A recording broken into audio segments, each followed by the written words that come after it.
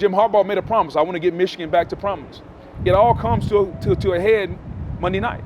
Because if they're to win this game, I think it says more about their journey than anything else that we can kind of put into it as far as this new age of college football. Hello and welcome to Always College Football. It is Sunday here in Houston, Texas. NRG Stadium right behind me, the site of the national championship. Michigan and Washington will kick off a little more than 24 hours from right now. We have a lot that we need to do, though, before we get to kickoff. We have tons of shows on the ESPN family of networks tomorrow. We, of course, will be with you after the game on Always College Football, so lock into the ESPN YouTube channel or to the podcast. We'll be with you from inside the building, hopefully confetti falling on the field when we tape our segment to talk about what just went down right in front of us. I'll be calling the game on radio as well, so if you want to tune into the radio show, that would be awesome as well. We have a terrific show in store for you today. We're going to have Dan Mullen on. He's going to join us first, and we'll be followed by Booger McFarland. Dan Mullen coached in multiple national championships, called plays in multiple national championships. I want to talk about the thought process that goes into putting the offensive game plan together. And then Booger McFarland won 2 Super Bowls. He's played against elite quarterbacks in the past. What would he do if he were a defensive tackle for the Michigan Wolverines playing against Michael Penix? And if he were a defensive tackle for Washington, how would he stop the run? Headlined by Blake Corum. So without much further ado, let's dive in. It's Dan Mullen of ESPN fame, but formerly of the Florida Gators and the Mississippi State Bulldogs. So you've called games in this setting before. You've won it twice as a coordinator. How do you guard against over-preparing, knowing that you have a long layoff? Well, the one thing these teams now are getting is the short week to get ready for this game. I'm sure they did some previous prep work and getting ready to go. It was the previous game with that long layoff. You have to be really careful. You have to set up a great routine, how you're going to approach it. You're going through a developmental stage first, couple of weeks. Then you get into a game week. We always did 2 game weeks. I like to do a game week. Then the guys would take a little break when they came back or you got to location for the bowl game. Then you're going through the second game week. You're kind of repeating what you've already done. So there's a lot of confidence in there with those players getting ready to go play the game. So the familiarity with the plan is basically installed. Now this, obviously, we had the semis on Monday. This is a normal week, right? Yeah. I mean, but it feels like Kalen, DeBoer and Jim Harbaugh have kind of built it up and say we're not treating it like a normal week. So how do you create routine while also embracing the fact that you're playing in a championship? I think it's the end of the year, though. I mean, when you get to the end of the year, you know, the pads come off. You just played last week. You're very comfortable with what you're going to do. You're going to get into a championship game, and you're also going to look and say, hey, let's not overcomplicate it. Sure. Let's do what we do well. Let's not overthink. Make sure the guys that need to touch the ball are touching the ball and get it in their hands and do what we know so that your guys can play fast and confident. You're on the biggest stage. Right. You want your guys not sitting there and being mentally bogged down with changing an entire game plan. You want them playing fast, confident, and enjoying the moment. And to do that, you do that by going back to the basics and running your base offense and defense. Right. So when you, obviously BCS setting, so a little bit different. But if you were preparing to play in a championship environment, would you, in the weeks leading up to the semifinal game, maybe put a period or 2 into your practice preparations on, let's just use the example. If you're Michigan, did you practice any Texas-Washington in the 2 or 3 weeks leading up to just give you a little bit of a head start? I don't know if you're practicing it, but I'm sure there's a game plan. There is a group of guys that are in there and assistant coaches that are going to sit there and say, okay, let's get our notes together because of the quick turnaround. We want to have our notes. We want to have our base plan. So when we turn around after the semifinal game, we are prepared with what we're going to do and get that information to the players as fast as possible. That's awesome. I've always been fascinated by what goes on, because as players, we don't know. It's like you call the play, I run the play, right? But you guys, there's always a method to the madness. Now, Mack, kind of looking at this matchup in particular, let's start with Washington's offense attacking Michigan's defense. If you were calling the plays and you were Ryan Grubb, how do you try to take advantage of an aggressive group up front and some pretty good cover guys? Well, one of the things when you get into this game, you sat there. I remember doing it in the playing Ohio State in the BCS National Championship game. Urban Meyer came down. I said, hey, here's our script and our openers. And he kind of was shocked. And I said, well, we didn't come here to be conservative. We're going to let this rip and go. And I think that's what they want to do. And I think the coaches will do that. And if you see that, we're going to sit there and say, hey, we're going to respect what they do. But when you watch Washington, they throw the ball deep as good as anybody in the country. Yeah. But they don't just get in one formation and one protection to do it. You're going to watch Michael Penix early in the game. They're going to do it in a 5-man protection, 6-man protection, 7-man protection, and then they're going to boot and move the pocket to take shots down the field. And I think one of the things they can have confidence in, we saw the Michigan defense get after Alabama, 5 sacks in the first half. Yeah. Michael Penix has been sacked 11 times on the entire season. Why? Because he gets rid of the ball. He has the experience. He's not afraid to throw it away. He's not afraid to check it down. But when you give him the opportunity, he's going to take it deep down the field. It will be interesting on the side of Michigan to see what they do. When you watch them earlier in the year, when they pressure, they'll play man and get up on you and play pressure. When you go back to that last game against Alabama, they played a lot of cover 3, a lot of off cover 3 to try to confuse Jalen Milroe. I don't think you're going to be able to confuse Michael Penix. The experience he has, the veteran player, been around a long time, he's going to look and say, okay, you're going to run cover 3. I'm just going to throw some curl flats until you jump on it. We'll throw a hitch out into the flat. Sure. You start jumping on it, now we'll get the double move. Okay? Or if you're going to play in a cover 3, as you know, you'll see him. We're going to max protect, try to clear 2 guys out on one side of the field and run a deep crosser coming across the field. But to do that, we'll max protect or move the pocket to give him more time to go do it. So that's going to be interesting. And I'm sure on the flip side, you look at the Michigan defense, and they're saying, hey, he has only been sacked 11 times. Hey, keep it in front of you. We're going to get after him. We're going to hit him. We're not going to give him the time to throw the ball deep down the field. So you just make a play offense, and if you can keep it in front, maybe he'll take an unnecessary risk and catch one? Is that kind of the thought process? That's what it is. And does Washington have the patience? Yeah. Right. They like to go deep. Yeah. They have the patience to sit there and say, you're not going to let us deep. We're just going to keep taking it underneath all day. Or will they start getting antsy and say, we need to launch some deep down the field? And when that happens, now you got to protect, and now the pressure gets after you. Well, in the event in which, our red zone, for example, and I think this game naturally, I mean, touchdowns are going to win this football game. Field goals are, knowing both offenses are capable. I have a hard time envisioning field goals being the deciding factor. But when you look at the red zone in particular, if they can't stretch the field vertically because the field's condensed and they can't run the ball because Dylan Johnson's not at 100%, how do they move the ball? Well, that's where you're going to say like a guy like Jack Westover. I'm excited about him in this game because he's not the star power guy. Right. But the thing that makes offenses go is who are they going to try to take away? Okay, they're going to take away Roma Dunze. Then we're going to go get Jalen Polk. But we got to keep an eye on Jalen McMillan because he can score from anywhere. He's so electric. Right. And all eyes on them. And then you have a guy like a Jack Westover whose catch radius is unbelievable. You get down in the red zone. You see like 3rd and 2s, 3rd and 3, sure. They're throwing the ball in his direction all the time. And he's a guy that can go score down in the red zone. And the thing that makes Washington dangerous is you always talk about it. You watch games. Whenever you watch a football game or you watch a team, you want to know who can score touchdowns. Yeah. Hey, we can drive the ball. We have all these offensive stats. Someone on your team has to score touchdowns. Washington has multiple guys that can do it, which helps in those situations because you don't have to just eliminate one. You have to eliminate about 5 different guys that all score touchdowns for them. All their tight ends get involved in the pass game down in the red zone. I mean, even 88, Quentin Moore, he's the blocker, but hey, we'll sneak him out and bust him into the flat. Let's go to the other side with Michigan's offense.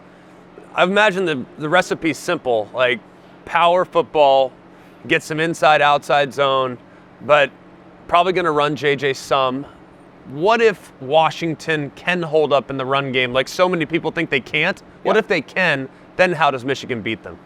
Well, that's where it gets a little bit scary. Now, I was impressed in the semifinals. I thought Alabama would be able to eliminate the receivers of Michigan on the outside. Yeah. They were going to load the box and say, okay, we can cover these guys one-on-one. They weren't able to do that. There were some explosive plays. And you look at Roman Wilson, puts the ball in the end zone. He scores not huge touchdowns, not a lot of catches, but a lot of touchdowns. Sure. When you look at the whole season of work. So I think they're going to try. They will commit to the run completely.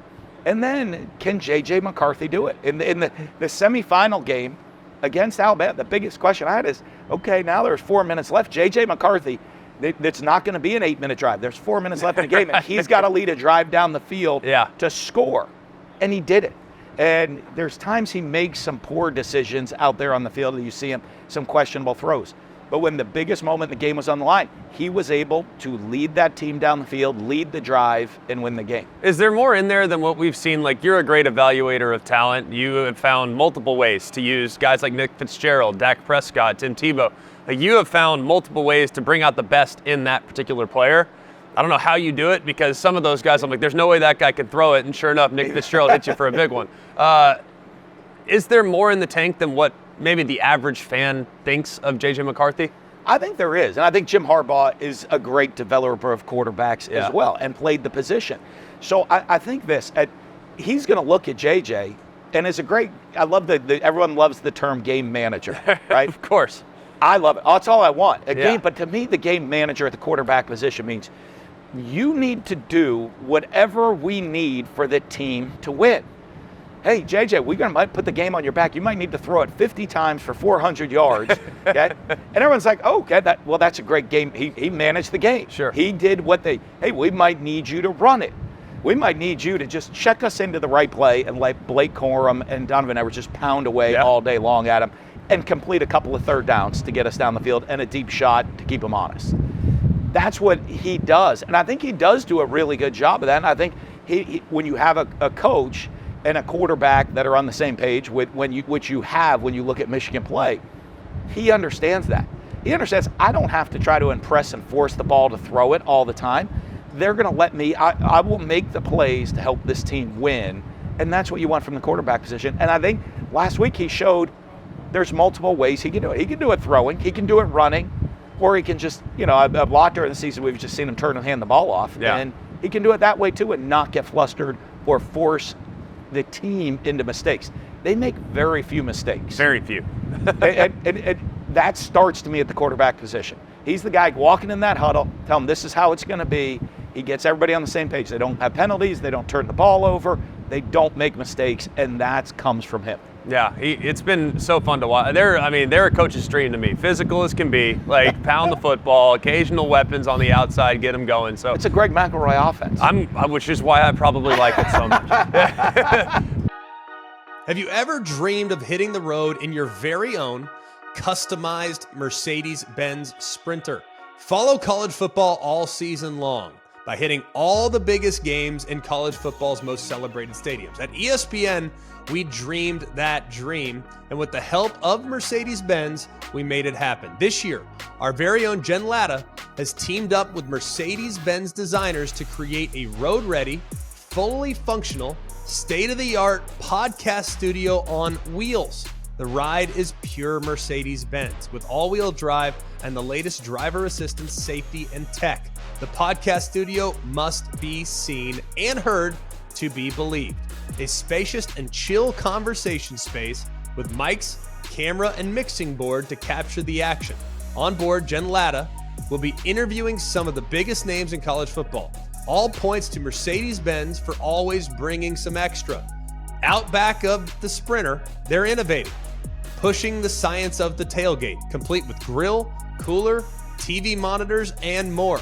This is #VanLife meets the fan life.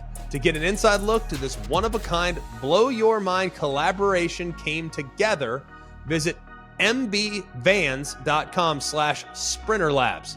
The Mercedes-Benz ESPN College Football Podcast Sprinter, coming soon to a game near you. Now joined by Booger McFarland. Booger's obviously everywhere for ESPN. His best role is alongside Boomer on Sunday NFL Countdown. Yeah, that's fun. You enjoy that? You know what? It's cool, man, because obviously, just like you, I grew up watching that show with him and Tom Jackson. And so when the call came, hey, do you want to, because it was originally supposed to be me filling in for Tom because of COVID. And then just kind of one thing led to another. Tom kind of backed away, and they told me I could keep it. And I just let Boomer talk, and when he decides to breathe, I jump in. Well, let's get into this game a little bit, because I know that this will be music to your ears, but it probably won't surprise you. I think this is a line of scrimmage game. And this game in particular is going to be determined by whether or not Michigan's defensive line can put pressure on Penix. Yep. And whether or not Michigan's offense can run the football against Washington's defensive front. I mean, am I missing something there? Well, if we know that, then the coaches have to know that. Yeah. And oftentimes, the best coaches, I remember Bill Belichick. You know, the reason he's a Hall of Fame coach and has won, 6 Super Bowls as a head coach, and I think another 4 or 5 as an assistant, is they always take what you do best and take it away. And, Jim Harbaugh's a good coach. Kalen DeBoer's a good coach.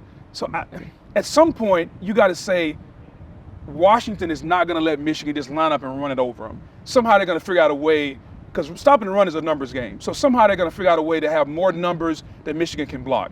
And on the flip side, Jim Harbaugh's going to figure out a way, I'm not going to allow Michael Penix to just sit back there. Jesse Minter's going to come up with some scheme, whether it's zone pressures, whether it's quarters coverage, whether it's 2 deep, some exotic blitz scheme, to not allow the quarterback to be comfortable and get pressure on him. I just think it's going to be the adjustment at halftime. So these guys are going to come into this game with a wrinkle that the other hasn't seen. And then who goes into the halftime and makes the adjustment? To me, I think this is going to be a second half game. Yeah. I don't think this is going to be a blowout because I think these coaches are too good to put their players in adverse situations. If you were Michigan's defensive line, and Penix isn't a guy that's going to take off. I mean, might have 6-7 scrambles all year. Yeah. I mean, it's not a lot. They do have the occasional design run, but they don't live in it. Big game like this, though, maybe they have a little more. What are you thinking as a defensive tackle playing against an offense like that? Ball's coming out quick. Yeah. If we're going to do some type of zone pressure, I know that I'm going to have time because the zone pressure is going to be designed to make him hold the football. And by zone pressure, I mean we're going to make him think there's a blitz, but we're really only rushing 4. Yeah. Simulated pressure. Sure. Very similar to what the Baltimore Ravens do. Right. And, Jason Minter's from that Baltimore Ravens tree. And so I think when you look at it as a defensive lineman, I'm going to know what calls that are going to give me a little extra time to get there. Because, Texas did a very poor job. No sacks, no pressure. No wonder he threw for 430 yards. They couldn't get to him. I want to know, when do I have time to get there? When is he going to pat the football? When is he going to hold it? And then I'm going to try to take my chances during that time. They have some screens, though. Like, they'll mix in some screens, too, to kind of keep you guessing. They'll change the launch point. Screens aren't going to beat me. It's that McMillan, Polk, or Tuesday fella that's going to beat me. Understandable. So you would basically, keep it in front, let the front 4 get after them, see if you can confuse them some with disguises. And I want to know how patient they are. Yeah. There have been a couple of times this season where Washington gets very impatient. Very impatient. Like it's 3rd and 2 and they're throwing go balls. At some point, can we get the first down? Yeah. And so is that offense going to show up? They also go through stretches in games where they don't move the football. Yeah. They'll go 3-4 drives where it's 3 and out, 3 and out, 3 and out, and then all of a sudden they come back and hit you for 4 straight TD drives. Yeah. So I want to know, can I get them in a situation where I can take advantage of them? You know this. Typically a team has 10 to 12 possessions. Yeah. If you're Michigan, can you get them to 9? Yeah. Can you get them to 8 by running the football? And when you get them to 9 or get them to 8, do they become impatient? If they do, then I think we got them where they want to. I think this is the tempo game. If this game is played in the mid to high 30s, Washington wins. If this game is played in the teens or low 20s, I think it's a Michigan-type game. Yeah, it certainly feels that way. Looking at the other side, and Michigan's a team that obviously wants to run the football. They got pullers, they got extra blockers, they got big tight ends, they have multiple sets. If you were trying to defend this rushing attack, they're going to make you wrong. Like, if you're guessing, you can't really two-gap them because they're too dang big. So how do you stop the run? Stopping the run is just like going to elementary school. It's math. It's 2 + 2 = 4. If they have 5 guys to block, I got to have a 6th guy that's going to be a free hitter to make the ball carrier do something. Like stopping the run is not like this great formula, man. It's simple math. And what you have to be able to live with, though, if you're going to devote the extra guy to the run game, are you willing to line up and say, okay, I'm going to allow Wilson and Johnson to be one-on-one outside? If you're Washington, I think I'm okay with that. Yeah. I'm cool with that. And so I bring the safety down in the box. I do what we used to do in Tampa. I do line stunts movement, because anytime you have teams that want to come downhill and go with the double teams, you want to allow your defensive tackles to move, not have to take those double teams all day. Give them a little break by having some movement, some pirate stunts, some stick stunts, maybe blitz the linebacker in the A-gap, anything to throw the math off. Because again, blocking the run game is simple math. So I got to think they're going to do some movement. They're going to have run blitzes. They're going to have run stunts. And at the end of the day, they got to bow up, man. Yeah. Like this is still a physical game where you got to man up, and it's about beating a defender or beating an offender in front of you. Would you be aggressive if you, knowing that your offense has been really good this year and you might have to force the issue, if you're Washington's defense? Would you be overly aggressive, or would you just kind of play ball control and figure it out? I'm going to fill it out early on.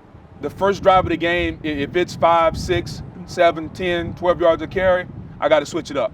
If they come out, it's 3 and out the first drive of the game, all right, let's see what happens the second drive. Yeah. Then let's go to the third drive. I'm not going to panic until I have to. Yeah. And so I think that's the approach you got to have. Like, there's really no need to send everybody if you don't have to. I got to see if my guys can hold up. And I think we will know in the first 5 minutes of the game on both sides of the football. We will know whether or not the opposing defense can hold up. We're going to know whether Washington, because they've said all along, they've even been in my mentions, we can play big boy football. Okay, we're going to find out early on. Yeah. And Michigan, we've said they got the #1 defense in America. We know Will Johnson, his QBR against is like 5 or whatever the number is. all the numbers. Yeah. But if I get you in a one-on-one situation with Rome out there, can you handle it? Because if I see it, I'm checking to it and I'm going deep. Right. And I want to see, are you going to panic? And so it's a lot of little matchups that are going to take place early on that if I'm a coach, I want to see how my players react. I think I know. I think I have a guess that I know, but I'm not really going to know until the ball's in the air. Yeah, it'll be interesting to see that cat and mouse for sure. And last one before we get you out of here. If Michigan wins, Yes. they are not the modern day blueprint for college football. Right. It feels like Washington is more the modern day blueprint. Like, you got a great quarterback, you got elite wide receivers, you can push the ball all the way over the field. Like, you take advantage of every particular. Maybe you're not great, not elite defensively, but still good. I think they're fine defensively, and I think they're actually vastly underrated. But if Michigan wins, is that kind of signaling maybe a reversion back to the type of teams that won championships in the 90s and the early 2000s? No, I don't think so, because I don't think the game is going back that way. This isn't going to be the norm. This is kind of the anomaly. And this Michigan team has kind of been built this way, and the conference they play in allowed them to be built this way, to be physical, not super explosive, play great defense, run the football, ball control. Well, they don't go against too many offenses in the Big Ten that can put up 40 a game. So they don't have to get to 40.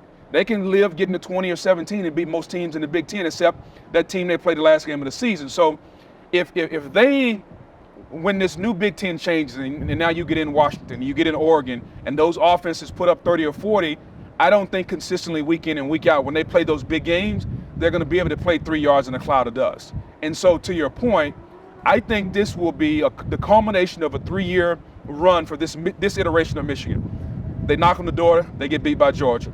They knock on the door, they get beat by TCU. They get back in. Those guys work out. Those guys come back. All those guys continue to be part of a veteran-laden team. You finally beat Alabama. When everybody said that you were only a 1-point favorite, some people said it was a pick 'em type game. And now, can all the heartbreak they've had against Georgia, against TCU, in years and years past, Jim Harbaugh made a promise. I want to get Michigan back to prominence. It all comes to a head Monday night.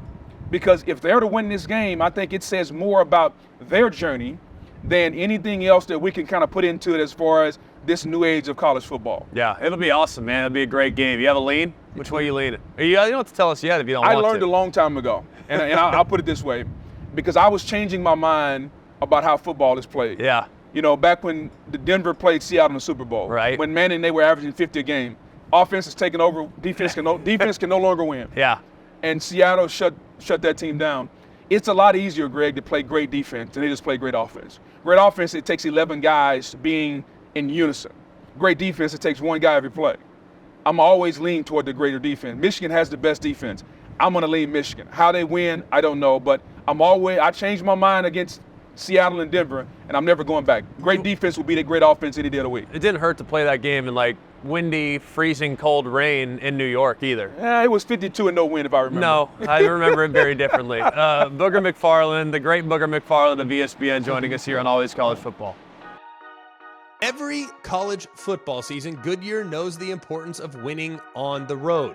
The road will always demand confidence. The confidence to handle whatever the journey brings and to perform under tough conditions. And just like the players and fans of college football, Goodyear is ready. Are you ready for the road? Visit Goodyear.com to find the right Goodyear tires for whatever road you're on this season. Goodyear, more driven. Couple news and notes before we part ways. Malachi Nelson is transferred from USC to Boise State. A lot of people very surprised. Former #1 overall player, according to some recruiting services, has now chosen to go the G5 route as opposed to the P5 route. Now, I don't know the significance of this. Will he immediately start at Boise? I think it's, in all likelihood, I'd say yes. This might be the new path, though. If you don't start early at a P5, you go to the G5, you start, then maybe you reassess after 1 year. Do you stay at that particular school, given the success that you've had, or do you potentially have other doors that open at other places so you can cash in by way of NIL down the road? But either way, a significant move for Boise State. It's terrific. Very excited to see what the program looks like. It's a proud program. This will be a terrific move for Malachi Nelson. Makik Nabers, the runner-up in the Bolitnikoff Award, has decided to go to the NFL. He just had one of the best receiving years in LSU history, and given the players that have come through LSU at that position in the past, that's certainly saying something. He's a terrific player, great run to catch. I think he'll be an excellent pro as well. And then Bryce Underwood, the #1 overall player in the 2025 class, has decided to commit to LSU.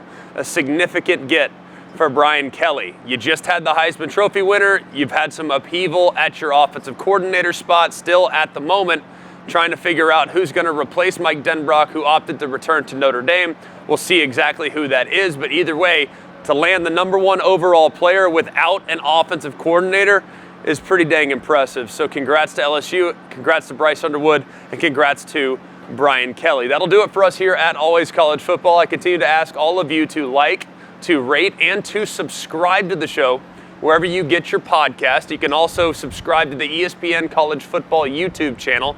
That would be great. Hit that thumbs up right below if you are watching on the YouTube channel. So we appreciate you guys so much, and we will continue to fill it up with plenty of content if you follow our social media channels at Always CFB and at Greg McElroy. So for all of us here at Always College Football, our terrific local television crew here who's taping this and is braving the miserable 52-degree, I guess we could call it cold. We're soft in Texas, ladies and gentlemen. We are soft. But this is freezing for Houston, and I am ice cold right now, so I'm going to get out of here on this. For all of us here at Always College Football, for Mark, Jake, Jack, the other Jack, I'm Greg. We hope you have a terrific day. Happy National Championship Eve. We'll see you tomorrow here on Always College Football.